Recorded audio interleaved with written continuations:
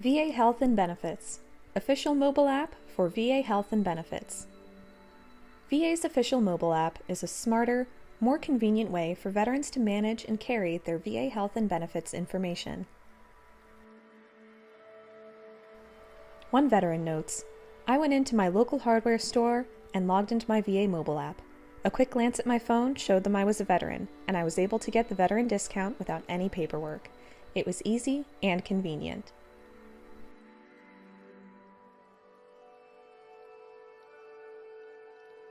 Download the app via the Apple Store at https://apple.co/3_J_k9_o_l, or download the app via the Google Play Store at https://bit.ly/3_Q5_L5.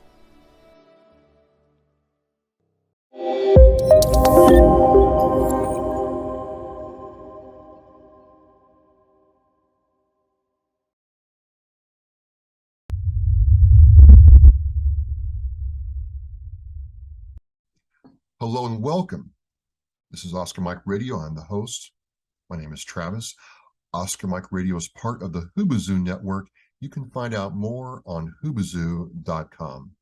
I want to thank my sponsors, Joyce Asek of Asek Real Estate, Army National Guard veteran Mark Holmes of Reapers Detailing and Power Washing, and my veteran-owned business supporters, Semper Savage, Bottom Gun Coffee, and Caisson Shaving Company. Thank you. I appreciate it. So this is a follow-up to my show about Denisha Montgomery and the story you're hearing from the people that are truly in the trenches on the ground trying to drive this forward about this story, and they've graciously given their time to expand more on this. If you're a listener supporter, this is one of these types of situations where you can help us affect real change. I want to introduce Amy Franck to Oscar Mike Radio. Amy, thank you for your time. Thank you for having us. I really appreciate the space and bringing awareness to this topic and these tragedies. Yeah, and one of the things when Lakeja reached out to me is, this sounds like Vanessa Guillen. This sounds like the Gomes family situation in Brockton, Massachusetts. This seems to be a pattern now that you just can't ignore unless you choose to. So before we get into the Denisha case, though, I'd like to have you explain how you got into, military sexual trauma advocacy, your organization, and how you operate, please, Amy. Absolutely. So I have been working as a professional in crimes against people since 2006, from a child abuse investigator, forensic interviewer, ran child advocacy centers with pediatric sexual assault exam rooms, and then started working with the Department of the Army in 2012 and worked for them for 10 years before I resigned after whistleblowing on 2 separate sexual assault misconduct issues that resulted in 2 two-star generals being removed and losing rank. So I then started Never Alone Advocacy because Gold Star families started reaching out to me and asking me if we would help their families try to figure out what happened to their children. And I was getting bombarded with requests, and I said, I have to make this more organized so I can actually be effective. And I modeled my nonprofit after the nonprofits that I ran before, dealing with children and sex trauma. So a Gold Star family member approaches you saying, something happened to our son or daughter. We're not getting what we think we need. I mean, they actually had to come to you about that?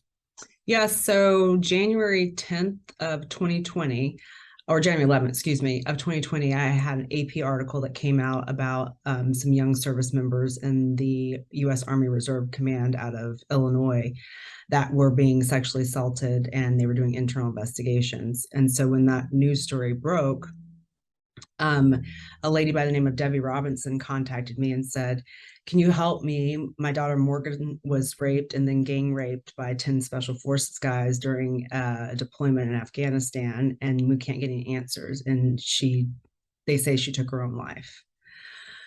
And then she went on to say, and also my friend Stacy, they say her daughter hung herself after she was kept in Korea for 82 days in the same barracks with her rapist after she asked for an expedited transfer. And I was like, how could you say no to that request for help, right? So I started helping them, and more sexual assault victims, domestic violence, murder by suicide. And I say murder by suicide because sometimes they are suicides because the command hasn't done their job to protect these young men and women, to make sure that they aren't victims of retaliation after they're victims of a crime.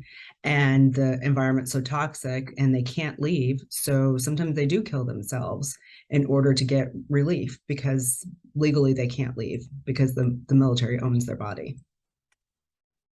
It's not the same situation, but I had on MST survivor Heath Phillips from the U.S. Navy, who descended into alcoholism and went AWOL because of his trauma. And he said it was preferable to do that than to stay on the ship anymore. Just go back a little bit and kind of explain to us what a forensic interviewer does. That's a term you've used a couple of times. I'd like to unpack that if we could. Oh, absolutely. So I was trained by the FBI to forensically interview victims of violent crime. So you give victims a safe space and you ask them non-leading questions, and you allow them to share what happened to them in an organic, trauma-informed way, and where you're not rapid fire questioning them like law enforcement does sometimes, like victims feel interrogated. It's open-ended questions, tell me more about that. And so they just have a safe, free flow where it's them talking instead of you directing the conversation. And what's it like? You're sitting there and you have not served in the military, correct? No, I'm a daughter, granddaughter, and mother of veterans. My father actually told me never to put on the uniform because I don't mind well enough. He said, "Then we'll court-martial you." Gee, thanks, Dad. Okay. But on a personal level, just out of curiosity, what's going through your mind as you're trying to very professionally sit there and get the information, and you're hearing these stories that, seem too strange to even be real, if that makes any sense? Well, when something seems outrageous, it's because it's probably true. Because most human beings aren't like Stephen King, they don't have that vivid imagination to make up these things. So especially, when victims and young children are telling you these very specific, detailed things about human anatomy, about sexual experiences that they shouldn't organically know unless they experience that other human being doing those crimes to their bodies, you know that they're being truthful, right? I had one little child that said that the man made them put his penis in their mouth and the stuff that came out tasted like poop. And the law enforcement officer said, well, that doesn't even make sense. I said, well, think about what a 5-year-old would think is the grossest thing in the world: poop. And so that person's ejaculation to them tasted like poop. And, when you understand, where victims are at and how old they are and where they are at their social and emotional maturity, then you understand why people would describe things a certain way. And not having that trauma-informed background, when you're talking to even adults that are victims of trauma, they don't remember everything the way you remember something happy, because their brain is actually trying to protect itself. And so some of the things get put in a memory box that's hidden. And so if you're not given a safe space to talk and you don't feel safe, your memory is going to be all jumbled. and you're not going to be able to, detail something out the way people think you should. So as you're talking, one thing that comes to mind is, and I didn't serve that long in the Marine Corps, and I wasn't a staff NCO or even a 04, 03 and above, but it just strikes me that in the leadership that was around me, they weren't trained to listen and ask the questions in the way that you are.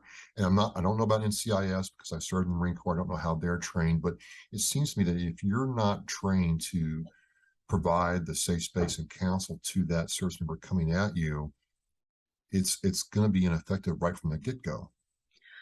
Well, yes. So I have given my professional opinion to the military that survivors of domestic violence, sexual trauma, child abuse, they should go get a full medical assessment first. They should have a medical provider reassure them that they're safe, that their bodies are fine, that they're not been exposed to sexually transmitted infections, that they don't have an unwanted pregnancy as a result of a sexual trauma, that their bodies are properly taken care of, and that they understand that their bodies are okay, and then allow them to feel safe and get a good night's rest and be around people that get them to feel safe, right? That they feel protected again.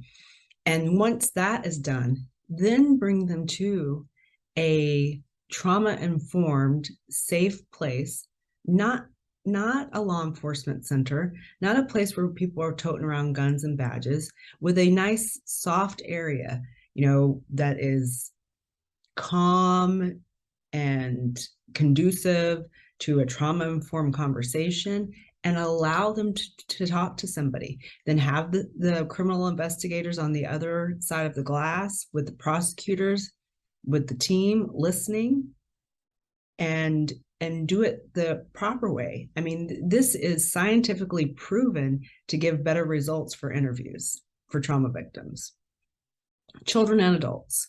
Children and adults. And you've done this for a while now. I mean, when we first met, this wasn't like you've done this for a year or two. You have done this for over a decade easy.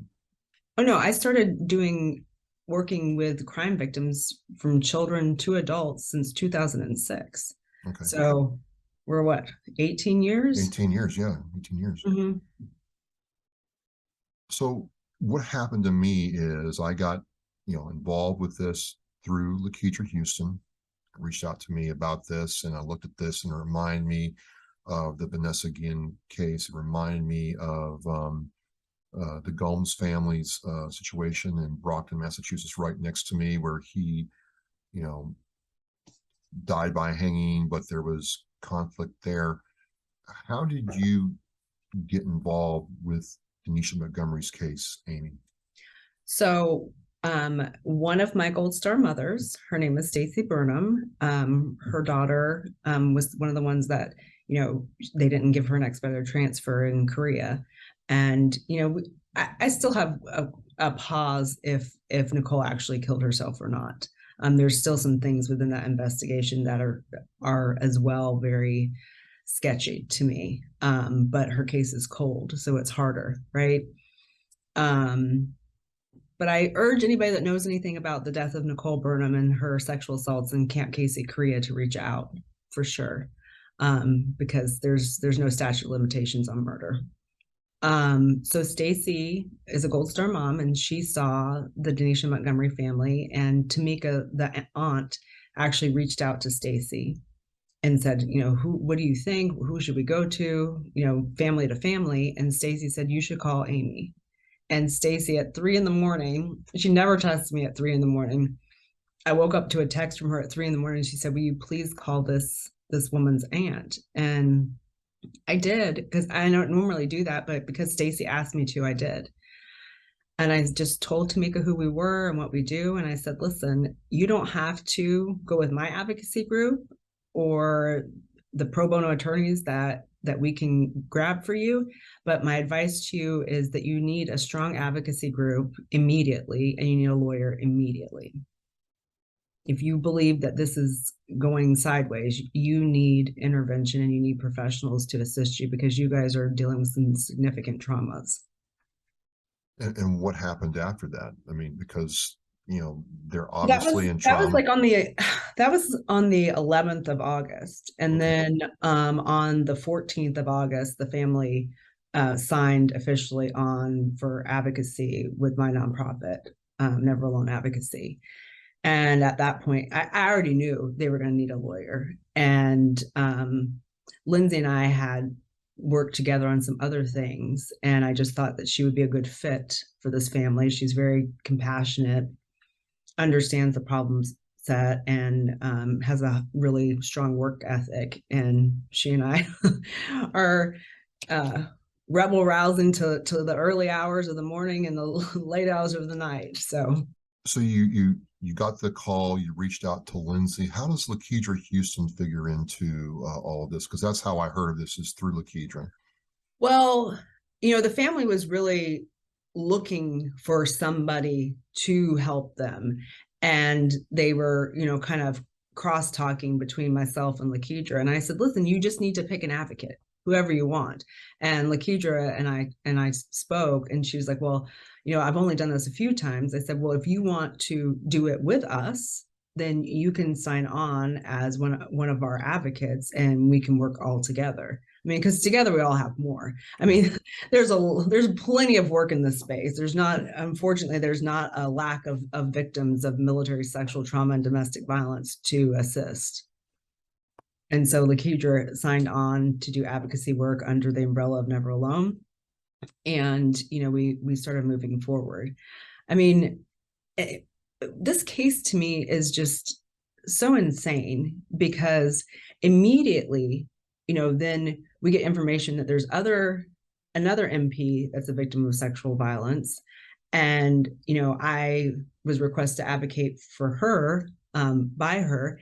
And I emailed the 4-star general at U.S. Army Europe Africa, which is General Darrell Williams, who left as the commandant of West Point and now is there, but had previously, when I was working for the military, been my boss at U.S. Army Africa. So I emailed him and told him my concerns and the report of rape of this other military police officer and my concerns of what was going on with Denisha Montgomery-Smith's case and the attack on 19 July. And that it was odd to me that the military kept saying no foul play. Well, how is there no foul play when 4 other military police officers violently assault, suffocate, and strangulate somebody 21 days before she's found deceased? I mean, there's a 13-minute and 46-second video call to her family, and they're like, nothing to see over here. Don't look this way. I watched part of that and I'm like, okay, that's not enough smoke to look for the fire. I mean, you can just whitewash that and pretend like it didn't happen. That was really mind-boggling. Well, I do not understand it. And then because of my email, and my retired 2-star general called the deputy director of CID. And that's how the aunt and the sister were taken to Fort Campbell, Kentucky, to the CID office to be talked to, because we had all of these people reaching out and asking people for information. I'm sitting here with Amy Franck, who advocates and does this nonprofit for military sexual trauma victims. We're talking about the Denisha Montgomery case, excuse me. Like I asked Lindsey, and we'll ask Lakedra, for those watching and listening to this right now, what do you need us to do to help you all keep this in the limelight? Well, there's multiple things. The social media has been essential to getting the spotlight and the awareness on these cases. Tag your senators and your congresspeople and ask them what is going on with the national security crisis that we have in our United States military, that we cannot retain or recruit service members because we cannot keep them safe. It is very dangerous that, if you look at during the time where Vanessa Guillen was murdered at Fort Hood, Lieutenant General Pat White had more service members die in Texas on American soil on a base than he did when he was at that same time deployed forward during Operation Inherent Resolve. So if you're a 3-star general and you have more soldiers dying on US soil than you do in the Middle East during a deployment, then we should not trust his ability to command. We need, the fish rots from the head. Yeah. We're always worried about these low level, specialists and what they're doing. I want to know what, General Milley, when he was at Fort Hood, he had over 300 rapes a year, and then he got promoted. Now, why is this happening? 3- and 4-star generals are political appointees. They're appointed by the president. The president is the only one that can remove them. They're not promoted, they're appointed. Your senators can put a check mark next to the names of these generals, and they won't get promoted and they won't get retired. They won't be able to retire until they give these families answers. But very rarely is a senator have enough rebel rouse in them to put a check mark. Senator Blackburn did it over the VA and got some answers. Put a check mark. You start messing with their retirement ability to retire, their ability to promote, they'll start telling us the truth. Our tax dollars pay their salary, pay their retirement. Our tax dollars pay our senators and congressmen's retirement, salaries, medical, all the things. They owe us as America answers. And they definitely owe these veterans answers, and they owe these Gold Star families answers, not pages and pages of blacked out information. The only national security crisis is the lack of transparency in our military. And telling somebody the truth about how their loved one died is not going to affect our ability to defend ourselves against Russia and China. What's going to affect our ability to do that is not keeping our service members safe, so they are fit to fight.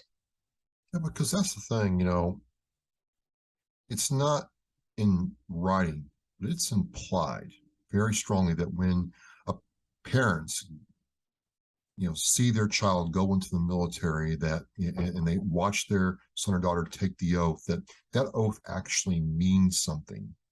All enemies, foreign, domestic.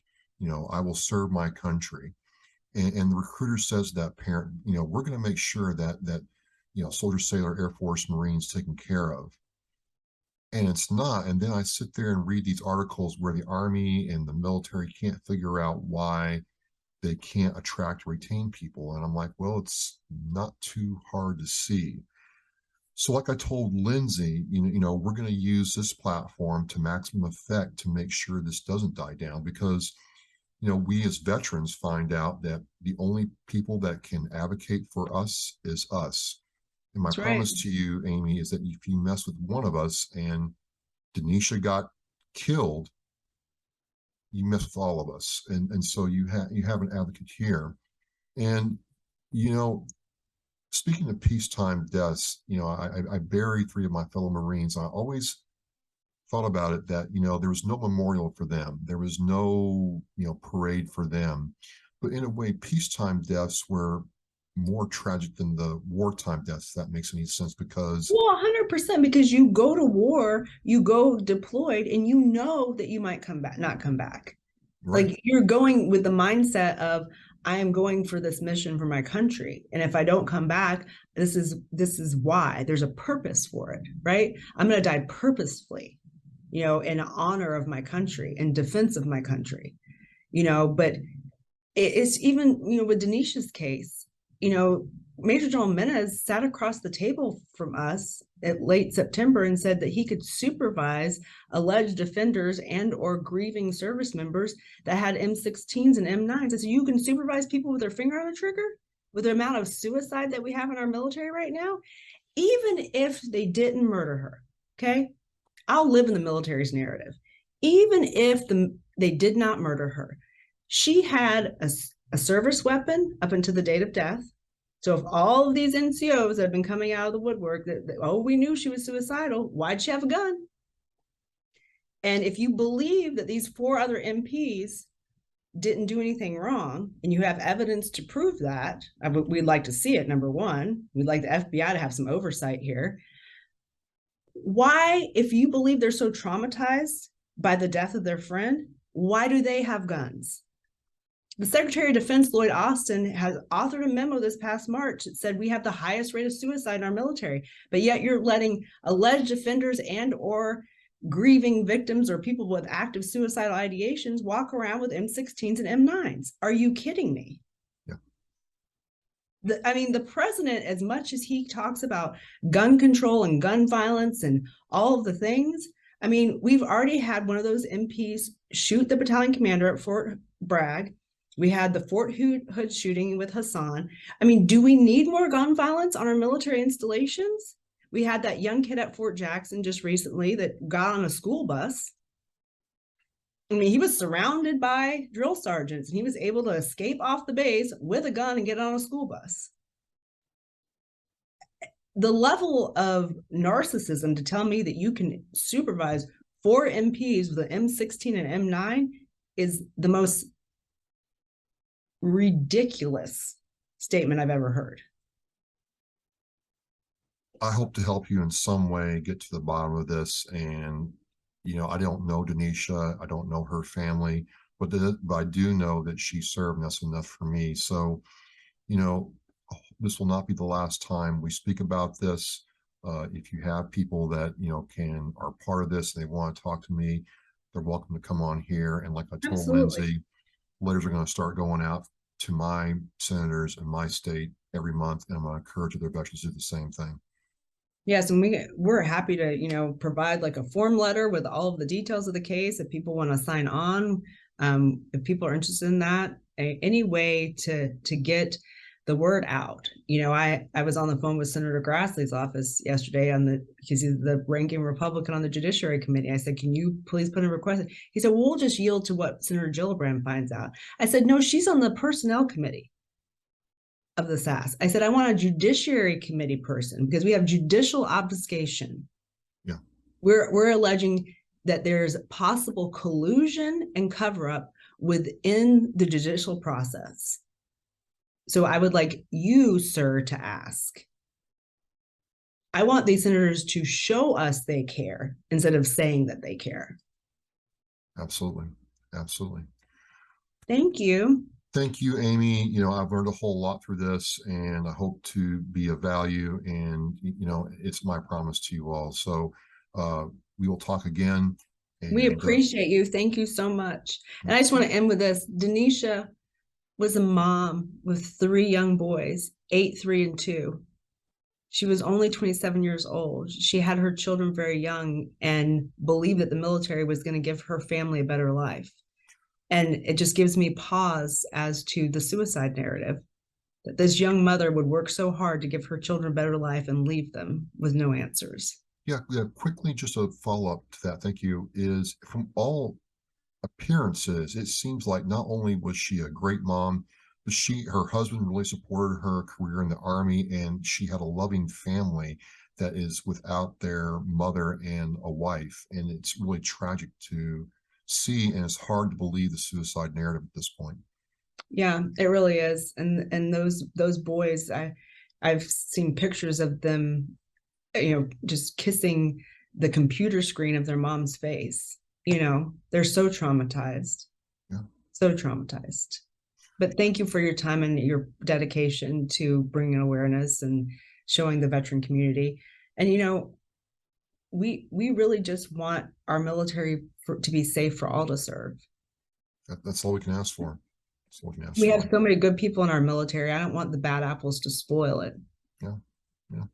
Yeah. 100%. Thank you very much, and we'll be in touch. I want to thank you for joining me and watching Oscar Mike Radio. Now go to OscarMikeRadio.com and click shop to check out all the cool merchandise from Authentically American. All proceeds go to veteran service organizations. We are mission in flight.